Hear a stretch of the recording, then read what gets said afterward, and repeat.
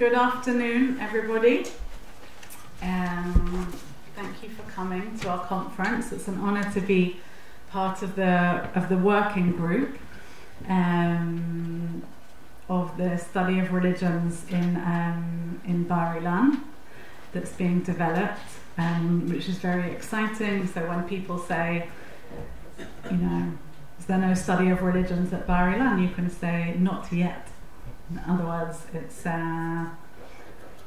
in a process, but it's really nice. It's really nice to come together like this and to kind of bring together the research that we've been developing. And I'd like to thank Professor Moalen, Professor Ben-Pazi, and Dr. Spivak for all of their work in organising this. My paper is dedicated to the late Professor Paul Mendes-Flohr, of blessed memory, teacher and mentor, somebody who I discussed this with. So what I'm presenting really is an exploration. It's part of a broader project that I'm working on the theology and deconstruction of the burning bush. The burning bush is not a case study, it's not a case in point, it's a pivot. So it has kind of specific theological features that are going to allow for kind of exploration in different avenues. I'm putting quite a few things here because we're in the afternoon slot. I'm not going to read everything out, but you can have a little bit of rahmanut on everybody. Yeah, people are kind of want to fall asleep, and when the PowerPoints are up and the lights are dimmed. So really, as I said, it's an exploration. I've decided not to put up here kind of previous literature on the subject. Professor Ron Margolin, somebody who's done some excellent work on comparison between some of these figures, so it's been really useful to build on that.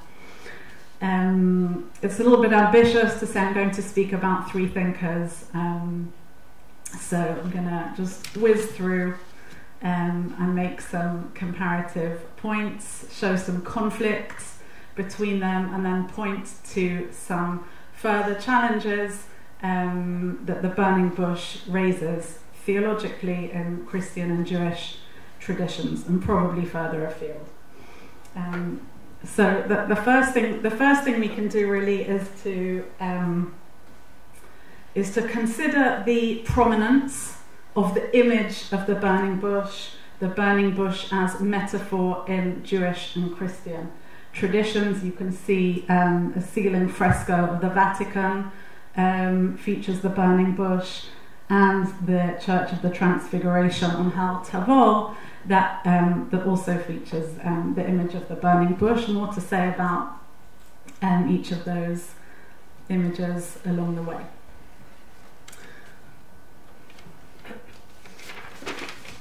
I've learned from being a lecturer never to take anything for granted, so I have decided to put the text of the burning bush up here. Again, we're not going to read it. We're not going to read it together, but it's really to allow us to consider the text of the burning bush in a new light, perhaps,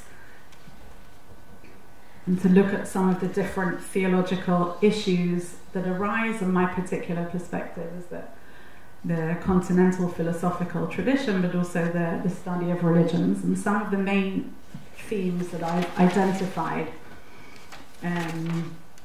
are here. And I'd also add to that really the idea of naming. So oppression and the persecution of the Egyptians, Moses and the subjective experience, holiness, holy time and sacred space, the meaning of testimony, the mosaic figure, presence, revelation of God, the model of personal revelation as opposed to collective revelation, themes of hiddenness and concealment, both divine and human, another project that I'm working on in parallel is on the theology of translation, particular here in the words of Eheyeh Asher Eheyeh, which we're going to touch upon as well, and also theological aspects of teleology and redemption, so future aspects of teleological aspects of the future which arise, the promise which arise, at the same time really as the linkage to the past, Elohei Avraham, Elohei Yitzhak, Elohei Yaakov, what's their relevance there. So there's really a kind of phenomenology of time that plays through in the sequence of the burning bush as well. And of course a lot of the subjects we're going to leave to the Bible department, and we can just talk about theology.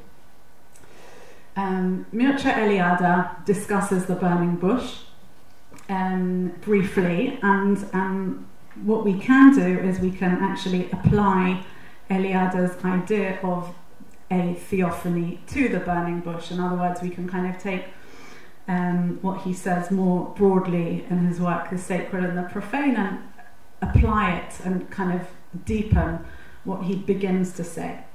The manifestation of the sacred ontologically founds the world in the homogeneous and infinite expanse in which no point of reference is possible, and hence no orientation can be established. The hierophany reveals an absolute fixed point, a center. Okay, there is a part of the stasis of the burning bush, or the staticness of the burning bush, which Eliade is not willing to give up on. He very much retains the idea of being and existence, as opposed to the deconstructionists or later philosophers who tried to kind of break down the idea of being. And really he explores two main dimensions of sacred and the profane, and essentially the kind of the human continual move and transferal between the different states of the sacred and the profane. He explores, in addition, certain elements of nature, the Mother Earth as kind of giving way to the burning bush. I would add to that also that there's an aspect of nature that should be taken into account, the holy ground. What does it mean to stand on holy ground? But really, I think one main idea that Eliade expresses through his discussion of the burning bush is the idea of transfiguration. And if we just think back a couple of minutes earlier to the image we saw in the Vatican, we can really kind of understand that this mosaic figure for Eliade, and of course for many other Christian theologians, is indeed Christ, and the experience that Christ undergoes at the burning bush, according to Eliade, where the hierophany, according to Eliade, is the absolute reality, not so much subject to change. Moses or Christ is the eschaton. It's a model of Christ who changes and undergoes transfiguration. In other words, a very kind of Christian theological interpretation of the burning bush. I think it's important to kind of put it there as well. It relates also to his discussion of Indian and Chinese religions in terms of yoga and the body house cosmos. There's a very much, according to Eliade, a kind of awareness of the physical elements of the burning bush as well. As they say, watch out, this might become relevant. Okay. We move now to Martin Buber. Professor Ben-Pazi will be telling you more about him later, so this is just really a little part of his interpretation of the burning bush in light of, or in contrast to, Eliade. Both figures, of course, are prominent in the study of religions. Buber's early period was very much he was occupied with the study of religions. But in contrast to Eliade, Buber emphasizes that revealing and concealing at the burning bush is for a particular purpose. And that particular purpose is, as Professor Ephraim Meir once taught me, the penia, the turn to the otherness. So as Moses says, Ma omar elehem, why is that his first question? What am I going to say to other people, as opposed to, as opposed to a kind of demand for an explanation. So for Buber, Buber discusses this, the words eheya asher eheya as a daring linguistic device, not just kind of something that we can pass over to philologists, but as something that has kind of theological significance. And really he discusses the idea of there being, or I would frame it actually as there being two kinds of messages that are being received at the burning bush. The first is the aspect of burning as a process, but a process which is timeless. And also the revelation, but also the concealment simultaneously of the divine name. So when he's seeking out this answer, Moses, the divine voice comes and says, "Ko amar livnei Yisrael, eheyeh shalachani alechem." Okay, so as if you couldn't be more hidden about what you're concealing. For me, Buber's discussion makes me think very directly of Derrida's idea of the postcard, the gluya, wherein there's a message that's kind of hidden, but that's also public, and there's a kind of implicit irony there. And well, if it's a message that's meant to be passed over, then why is it hidden? So there's something really there that doesn't make sense in quite an important way. And for Buber, this is part of the whole thing. This is what the narrative, as he says, wishes to tell us. So, what does it tell us, according to Buber? So, before this can be worked out, he says that the aiming of the soul is a requirement of understanding the discussion of the burning bush. Then the magic compulsion becomes the intimacy of prayer. Okay, so the kind of human engagement in the understanding of the narrative as a type of prayer, perhaps a Derridian type of prayer, or a wish to understand the concealment, the act of concealment, and the nothingness, perhaps. A bundle of utilizable forces bearing a personal name, which becomes a vow. So Buber is turning this kind of implicit, concealed irony into a vow. In other words, a subject for dialogue. Okay, so he's really talking about the role of the narrative as being something that is meant to place one, or perhaps it even just forces one or commands one into a place of dialogue.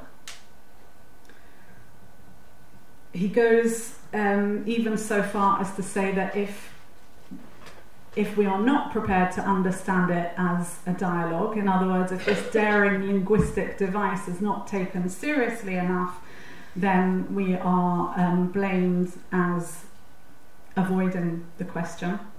In other words, we're just completely misreading the whole passage as a statement which withholds any information. So that the nothingness really, or the implicit irony and concealment, is something which needs to be revealed, not in the way of Eliade, not in a way of kind of moving backwards and forwards, but rather being thrust into a relation. And for, of course, Buber, that's the I thou. Okay, and one of the main ways that he kind of draws on this is of course through the translation of the words eheyeh asher eheyeh. Buber was involved in a translation of the Bible with Franz Rosenzweig. They have a joint work where they discuss several aspects of translation. I've explored it elsewhere, but it's I've just put it here for you. So they kind of deliberate between different explanations, and you can see the kind of the discussion itself as a kind of asking the question as to how it should be best understood. For Buber, this is already taking part of the dialogue. Okay, so a lot of translations these days, they've perhaps moved from I am that I am to I will be what I will be, to the English at least. And Buber's German is translated as the one who will always be there, so I shall be present in every time. Okay, so it's very complex, let's say. Moving to Paul Ricoeur. Okay. So Paul Ricoeur, in his work on symbolism, metaphor, and imagination, also has a study on the burning bush. I personally haven't found any other comparative research on this subject, but I think it kind of helps us to unpack this kind of conflict. Doesn't solve the conflict, it adds another layer of conflict to the Eliade Buber discussion. So one of the main issues for Ricoeur is the idea of the name. Okay, so Moses asks for a name, and does he receive a name? It's an open question, of course. Okay, so even though for Ricoeur words are meant to, or not even though, for Ricoeur, as in a general sense, words are meant to convey or express a truth rather than describe a truth that already exists, perhaps similarly to Wittgenstein. And he's very much kind of in favour of this idea of conversation, but in a very different way to Buber, as we're going to see. So he speaks about this contrary abstraction in terms of the burning bush, that of a dialogue or an encounter between an I and a thou. Of course, he's responding here to Buber, but he completely disagrees with him, quite politely, and says that this calls for similar reservations. Okay, so for Ricoeur, there are limits to dialogue. And for dialogue really misses the main message. So even though Ricoeur is often kind of grouped with Derrida a lot of the time, he's actually quite clear in certain places, Ricoeur, of there being a singular, even static message to be understood, even with the role of language and metaphorization. And he continues in his critique of Buber. Just going back on. Okay, and he continues in his the critique of Buber that the purely dialogic interpretation of the relation between God and humanity is too narrow and exclusive. I limit myself here to calling the dialogic scheme into question. Okay, so he's got a kind of overarching problem with Buber's idea of dialogue and the way it comes across, particularly as the burning bush in its kind of emblematic way of being thou. So what does Ricoeur tell us about the Eheye model? Okay.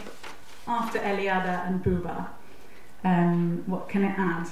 Okay, so, and how, especially for us, what can we learn specifically from Ricoeur about the burning bush?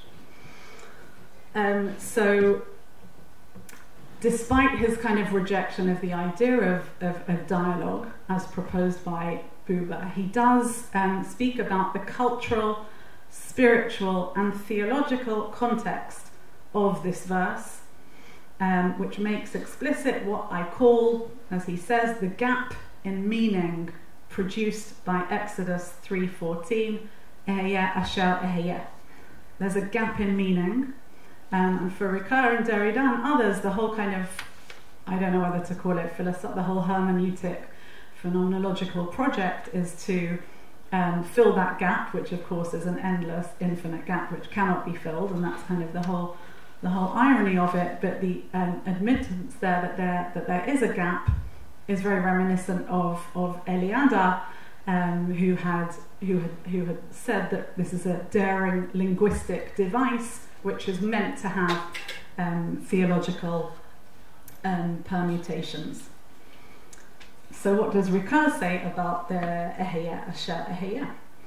He distinctly to Eliade and Buber is in favour, as we mentioned, of this kind of, I would say, in opposition to Derrida, this idea of stasis or being. Even with Ricoeur's hermeneutical turn, he retains the idea of a being, of a divine being. Again, I think this is really related to the model of Christ and the transfiguration and the idea of being. So he asks, can we translate Exodus 3:14 without making any recourse to the verb being, even setting aside any thought about the polysemy of this verb, even when augmented by its Hebrew usage? As we've said, I do not think so. The gap in meaning does force us to think in another way about the verb being. Okay, so he's kind of open to some kind of transformation, but it does not force us to eliminate it from our translation. And in this way, he retains the idea of transfiguration.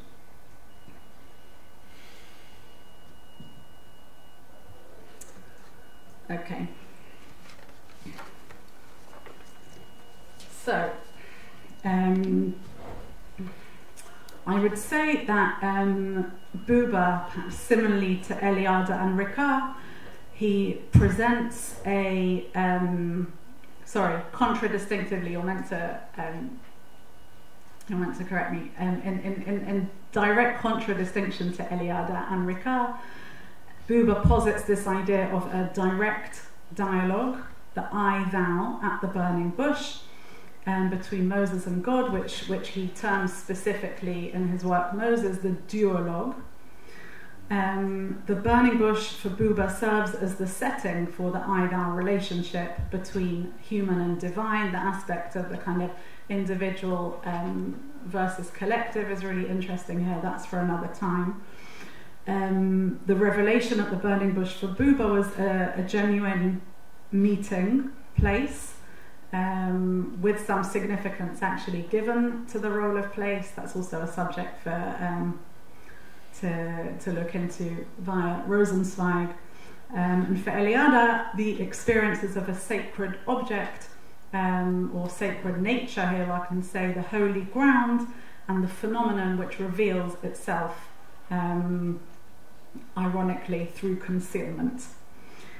So the gap in meaning, the daring linguistic device, really offers us the kind of possibility to take this all forward, and really, it offers the paradigm upon which we can kind of pivot and look at these different theological narratives. So we have the hierophany of moving between the human-divine space of Eliade, the dialogical encounter, a response to existentialism of Buber, and for the next paper, of course, we can talk about this idea of the individual experience and the turn to the people of Israel at that particular point as perhaps emblematic of the turn to dialogue of several of the dialogical Jewish thinkers as a response to or against a kind of maybe purist Christian existentialism. And the hermeneutical gap and the thrust, I would say, kind of against what we might have expected from Paul Ricoeur, places us into kind of both a hermeneutical mindset, I would say, but also one which doesn't escape this idea of being. So the plan really is to continue with further theological explorations of this. There are also, you know, a lot of interreligious dynamics here at play, which we've only touched upon, but perhaps I've convinced you that that we can pivot on the burning bush and use it and take it forward as a way to look at different contemporary theological perspectives. Thank you.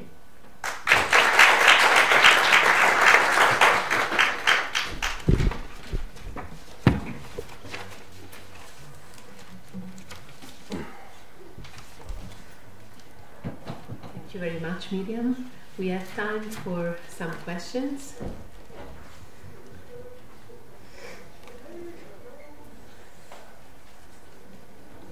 Please. It was tremendously interesting. And could you expand Ricoeur's critique of Buber as interpretation as something that happens in communities? That's tremendously interesting. Is this something that he? I mean, you know, Ricoeur, the idea of interpretive community, of course, is taking shape in Ricoeur's years, and just this. I don't know, it's just fascinating to me, like, you know, to what extent is Buber, like, catalyzing, just to see, you could almost, like, even in the brief passage that you brought, there was almost like a kind of, like, high level of, like, irritation with, like, no, not everything is dialogic, Martin. You know, some things are just text there, and also we interpret them together, and I'd never, again, maybe Ron Margolin would know more about this than I or anyone else here, but does anyone else critique? It's just fascinating to me, a critique of Buber as, you know, interpretation happens in communities. And there's there's the third, there's the other person. Could you say more about that, or how you responded to that? Or yeah, sure. So firstly, well done for spotting that part of the quote that I didn't read out in Ricoeur, because I really focused on his. You know, I've tried to kind of draw attention to his critique of Buber, but of course he also, you know, at the same time he does very much rest on this idea of the community of interpreters. You know, with the post-structuralist discourse, you know, of course you're going to have this continued understanding that any understanding we have of texts is through the kind of preconditioning of you know, or us being part of social and cultural constructs, and therefore understanding texts in a certain way. So the text there might be the kind of the third, and that's how I would answer the question. I think Buber was perhaps paving the way for that kind of hermeneutical turn.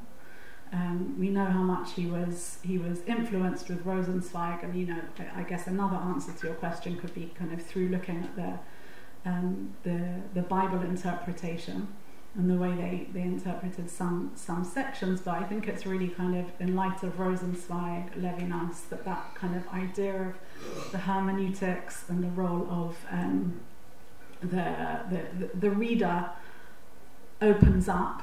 And then, of course, you know, later with Cixous and Derrida becomes, I mean, they would really kind of, when I say destroy, you know, in a kind of creative deconstructionist sense, the idea that there might be some kind of stasis in the text, as Ricoeur said, is it's impossible. Because, of course, when you have a community, you have that kind of built-in integrated diversity, although only to an extent, of course, because people will think and interpret according to certain contours. I guess just thought there's a way of saying, though, that doesn't, you could talk about interpretive community set against Buber, but in a way that isn't necessarily deconstructive. Like, meaning is something that people forge together. It seems like how suspicious you want to be about the interpretive. If meaning is something that people forge together, then you'd probably be on the limits of sociology, I would say. I think, you know, one would need to kind of consider, you know, what meaning is and how people kind of come to understandings, or, you know, what would have been said in earlier modern times, or knowledge of meaning. What are the access points? So, you know, it can be the dialogue, it can be the hermeneutical role. For For the metaphysicists, it was, you know, the logical thinking. So, you know, there've been all of these different, this kind of different array of philosophical and theological ways to approach it. Please. Thank you very much, Miriam, for your beautiful comparative lecture. I have an historical remark, and you are surely conscious of that. In 1923, in ו-Fondo, there is not yet the translation of I will be there as the one, I will be there.